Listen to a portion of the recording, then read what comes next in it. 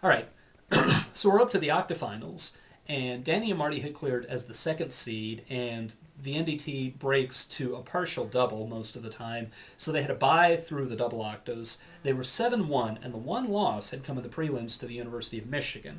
Now, the University of Michigan was their big rival all year long. There was this pattern at almost every tournament they attended. They would debate in the prelims, and then they would debate in the finals. And all year long, whoever was negative would win the debate, which was weird on a topic that was that big.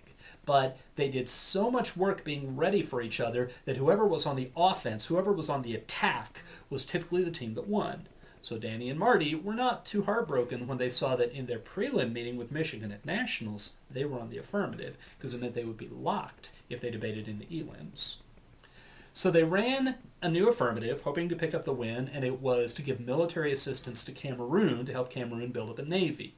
Cameroon had been the victim of some border skirmishes and of some piracy, and so I don't even remember what all the case claimed, but there were regional military problems, and the advocacy was U.S. military assistance for Cameroon to build up its navy. So Michigan started a big Russia debate, which was their topic generic, and they also had an argument on the case that came out of some social science literature about small developing nation wars, small regional wars, why they were good, because they tended to burn themselves out, and that was the argument was called cathartic wars, that it took pressure, population pressure, political, intercultural friction, and it got rid of it for a time and actually resulted in more regional peace and alleviated arms races and so forth.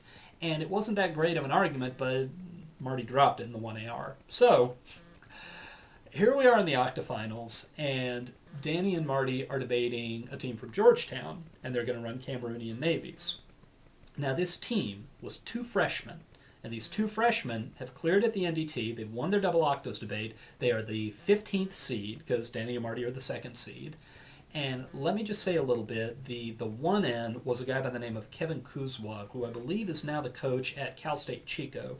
And then the 2N was a guy by the name of Mike Toms. And just to give you an idea of how gifted Mike Toms was as a debater, if I remember right, he was in the final round of extemporaneous speaking at NFL Nationals 4 straight years, which means when he was a 14-year-old freshman in high school, he was batting aside very accomplished juniors and seniors.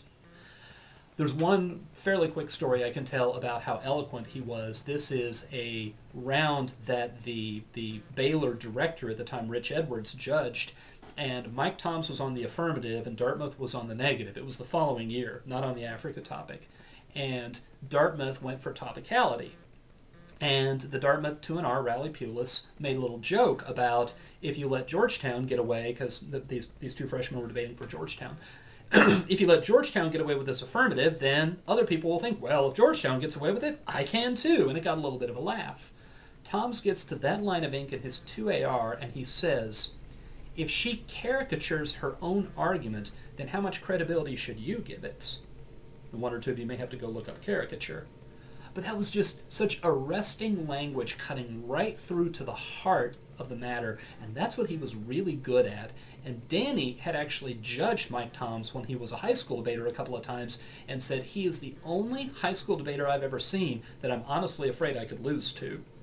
And so I said, well, if you debate, he's going to be in college next year, what will you do if you debate him? And he said, I think we're just going to have to go really, really fast and outrun him.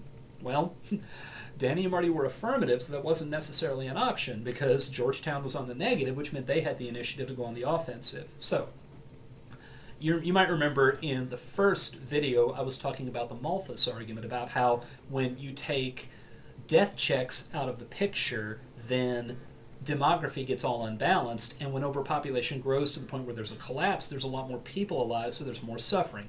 Well, Georgetown ran that. And their link, the death check that they said that Baylor was removing, they said small wars are a death check. And when you put a stop to small wars, you unbalance the demography. And so Danny in the 2AC, he's got the tricks ready. He's got the link turns and reads a bunch of evidence that if Cameroon develops a navy, then what they'll stop doing is they'll stop guarding their own fisheries, and the result of the plan is to bring on a famine. And a famine's a death check, which means that The plan actually makes Malthus and Malthusian collapse less likely to happen, or at the very least, that fewer people suffer when the crunch actually does happen. Well, Tom's is the 2N, so he starts off the 2NC and he says, nobody's read any evidence in this debate that famine is a death check.